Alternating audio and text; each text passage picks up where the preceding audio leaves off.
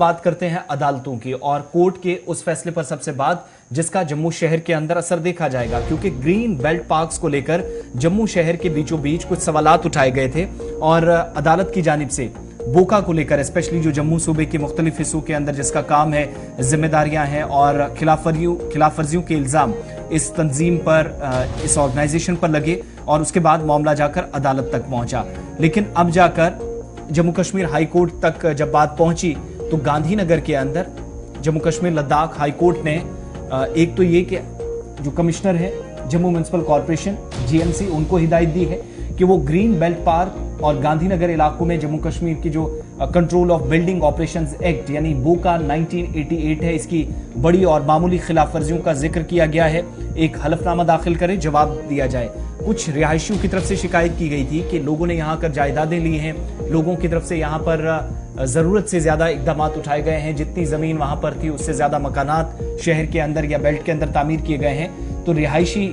जो जायदादें थी उससे तिजारती सरगर्मियां की जा रही हैं, ये भी इल्जाम था। और कॉर्पोरेशन के फील्ड स्टाफ के खिलाफ उनकी कोताहियों और कमीशन के खिलाफ महकमाना या जो ताजीरी कार्रवाइयां हैं ये की गई हैं, अब तक उसकी तफसीलात तलब कर ली गई हैं अदालत की जानिब से। ये हिदायत जस्टिस वसीम सादिक नरगल की जानिब से वरुण महाजन की तरफ से दायर की गई एक पिटीशन और Jammu Kashmir control of building operations act 1988 यानी बोका के सेक्शन 8 की झैली शिक 1 के तहत जीएमसी की तरफ से दिए गए हुक्म को चैलेंज करने वाली एक दरख्वास्त जो अदालत के सामने थी, उस पर सरकार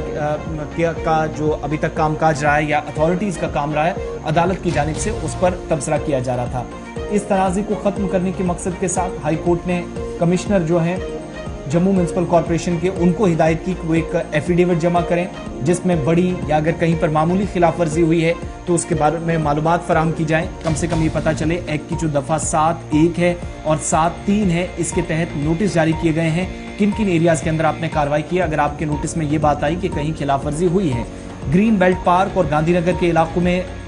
इस एक्ट के तहत सेक्शन 7 के मुताबिक